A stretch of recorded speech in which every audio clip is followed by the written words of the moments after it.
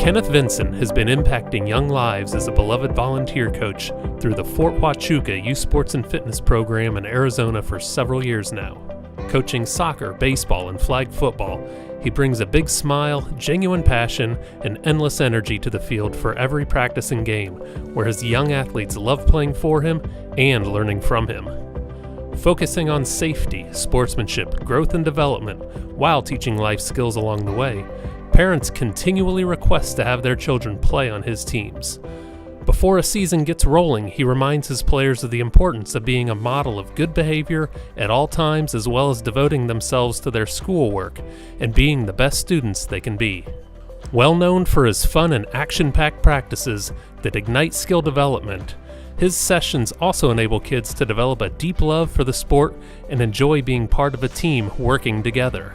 And as the season moves along, his practices evolve to match the kids' growth and fuel their enthusiasm. A constant source of encouragement, motivation, and inspiration, he doesn't seek out attention for his efforts. He's all about the kids, all the time. He offers to coach multiple teams per season whenever needed, never wanting to see youth deprived of a chance to play. An outstanding coach, mentor, and role model, he exemplifies what coaching youth sports is all about, and he has an unwavering commitment for helping all the kids on his teams become not only better players, but, more importantly, better people. Congratulations to Kenneth Vincent, the 2022 NAYS Volunteer Coach of the Year.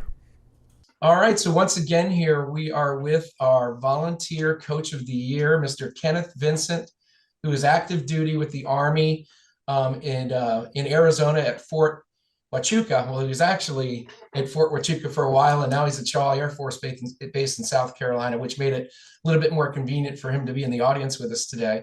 But we've got this recorded interview to share with you today and get some of Kenneth's thoughts on coaching and what makes him such a special volunteer. So Kenneth, we're going to get started with this interview. I'm going to switch views here really quickly. And if you can start off by letting me know a little bit about what your job is outside of coaching. So outside of coaching, as you know, I'm active duty Army. Right now I'm at Army Central Command, where everybody seems to outrank me. But so I'm in charge of pretty much the satellites for the Middle East. If that makes sense. So I take care of all their requests and things like that people that are forward stationed. Well, I think a lot of people would be interested to know. We have a lot of military involvement here, but a lot of the people that are just at normal rec departments and involved with youth sports probably wonder, how does somebody like you get involved with volunteering to coach? Well, because I played soccer my whole life. I actually had 2 scholarships to play, and I ended up turning them down. But, my dad coached every sport I played growing up. So when my brother's kids actually came of age, I forced him to do it because his kids weren't in coaching. So I was like, hey, if you do it, I'll coach with you. So I actually coached my nephew and my niece when they were little. And then when my kids came of age, I was like, well, I might as well just do it and be involved. And it's free when you do it, so that doesn't hurt at all either. That's a good inspiration. I was going to say what inspired you to coach, but it sounds like your dad was a big influence. Oh, yeah. He coached baseball, soccer, everything. Everything I played, my dad coached until I started playing for traveling teams. Gotcha. So how long have you been coaching then? About 8 years now. 8 years. Wow. From those 8 years, what's any memory that stands out to you that kind of makes it worthwhile, or any couple memories that you have? Probably the best memory is probably when my youngest son scored his first touchdown playing football. Because my oldest son never wanted to play. I didn't want to force him to do anything they didn't want to do. That's probably my favorite memory. It's just the smile on his face, playing flag football. And it's like almost like tag with kids that small and just running past other kids. It was really fun. Yeah. Can you tell me about some of the challenges that there are in coaching your own kids versus the other kids that are on the team? Probably finding balance with the parents, because, if you have mad parents, they sometimes they'll take it out on the children. So you kind of got to find a good balance with playing your own kids versus playing every kid equally and not trying to show favoritism. And even during practices, you can't single your kid out or make it seem like, hey, I'm showing favoritism to them. That's probably the hardest part, because the parents will definitely let you know about it. Would you say that's one of the biggest challenges of being a parent? The hardest challenge is balancing it with the parents and making sure every kid knows, hey, you're all equal in the team. So what are some of the best parts of that when you're coaching, what makes you feel great about coaching kids? I don't know. I just it's sort of about getting off of work and then going straight to the practice, and it's just I don't know. You work hard all day and then you get off and you get to go enjoy something you do and you get to pass it on to other people. It's special. Yeah, yeah, that makes a lot of sense and kind of takes you out of your everyday stressful life probably Yeah, too. it's escape. So when we talk to coaches and we train coaches, the number one thing that they always say is the biggest challenge isn't the kids or the coaching, it's the parents. Oh Um, yeah. so how do you handle situations that come up? You alluded to something when you're coaching your own kids versus playing time. What else comes up when you're dealing with other kids or other parents' kids? It depends on the age group. So for the younger kids, it's not really much of an issue. It's more like when the kids get a little bit older, the parents will come to you like, "Hey, why didn't my kid play more? Why didn't this?" And then you just got to explain to them like, "Hey, every kid's going to play. The point is here is not for your kid to play. The point is for them to have fun and develop social skills. And you just kind of you got to be cordial and try to almost disarm them because you don't want a mad parent because you don't want them taking it out on the kid. And then you always get your yelling parents and they yell at the kid during on the game, and then you got to pull the kid off and say, "Hey, it's not your fault. Don't worry, you're doing fine." So that's probably the biggest thing is just make sure everybody stays calm. Usually, you take the loudest parent on the team, you make them the team parent, and then you give them something to take care of, and then they're happy. So this is a little off the cuff here. I didn't send you this question, but is there anything from your military experience that kind of helps you with those kinds of situations? Um, Not as much with the on base because not all the coaching, but most of the coaching I've done has been with the on base. So they don't really tend to do that because they're not going to pull rank on you at a game. So, so not as much with the military. I haven't really had too many issues. It's mostly with the civilian parents that get upset.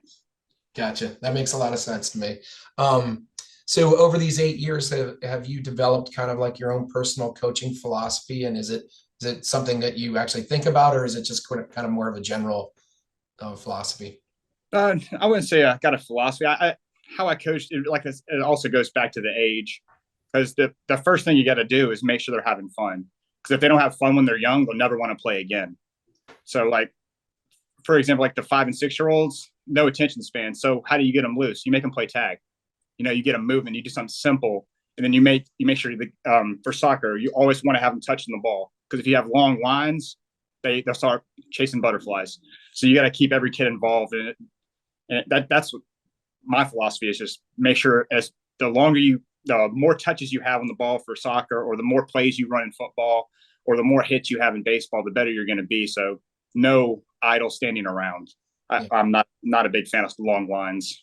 Gotcha. So I think you started to answer my question on this, or you alluded to it a little bit, but so I was thinking about what do you what kind of goals do you have at the beginning of the season for yourself? And it's probably age dependent, I know.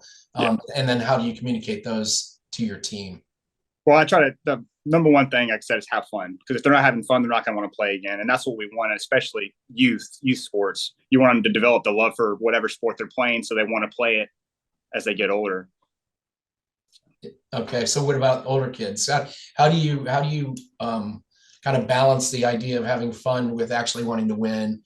So the older kids want to win a lot more than the younger kids just want to. It's almost like herding cats. They all just want to run. So if they're running in the same direction, you're having a good time. The older kids, they want to win, so you get a little bit more serious with them and explain. You get a little more in depth with it, and you explain the situations a little bit better. And the older kids tend to take the more specific direction. So like actually organize them on the field versus just running. Like when I coach 9 and 10-year-olds, they want to win. So you got to make sure that it's like, hey, it's not the most important thing, but we are going to try to win this game. Yeah. There is a switch that kind of clicks on at a certain age that it's not the same for all the kids, but they get there, and it tends to be about that 8, 9, 10-year-old age. So thinking about all the kids obviously look forward to the games, putting on the uniforms, being in front of all the fans and all that entails. What are some tips that you have for running a successful practice to keep them interested? So, like I said earlier, the most important thing of keeping them interested is not letting them stand around, because the minute you get a line, they're just going to turn around and start talking to each other. Or if you notice their best friend is on the same team, it almost sounds mean, but you almost have to separate them and have them doing different drills. Otherwise, they just want to talk the whole time. They're not going to want to play the game. And you just gotta every team's different. Every sport's different. You just gotta you'll kind of figure it out after the first few practices. Okay, this person and this person didn't respond well. This person not quite as good as this person. Let me put them together, and they'll develop these skills together. So one person may be good at throwing, one person may be good at catching. All right, now this person is going to throw to the other person, and you kind of just develop it as you go. Every kid's different. You got to teach every kid different. Yeah, that's for sure. All right, I'm going to put you on the spot here, because now that you're the National Volunteer Coach of the Year, you're going to get this question from other people. They're going to come up and say, all right, especially newbies that are getting into volunteering for the first time. How about a couple tips, 1, 2, 3 tips that you would pass on to them? What is the most important thing that you would pass on to those new coaches? Don't be afraid to ask for help. I know I had never coached football before in my entire life. And Joe's way is probably the most influential person in that, because I really just walked in his office one day and I said, hey, I'm trying to sign my kid up for football. And he's like, you want to coach? Because I'd already coached a bunch of other sports for him. And I was like, I've never coached football. And he's like, you'll be fine. Just ask for help. So that's what I did. So number one thing is don't be afraid to ask for help. Number 2 is patience. Kids, especially small kids, they have no attention span, and you just got to be patient with them. They want to learn. You just got to give them a chance. Yeah. Sorry, my dogs are barking. Calm down. That's all right. Probably the third thing is you just got to have fun, and you got to find what works for you. Not every coaching style is going to be the same. So if you're having fun and the kids are having fun, that's all that really matters. Yeah, that's great, and good ones. And he agrees, or she. I don't know. Construction my house, and he doesn't like it. Well, we got one more question for you. We'll let you get out of here. You mentioned Josue. He put together a great nomination for you. Obviously, that gets you to the top of the heap of our nominations before we narrow it down to who actually gets to pick a winner. And it's so fun to be able to do that and read about so many great coaches out there. What does it mean to you to have won this award?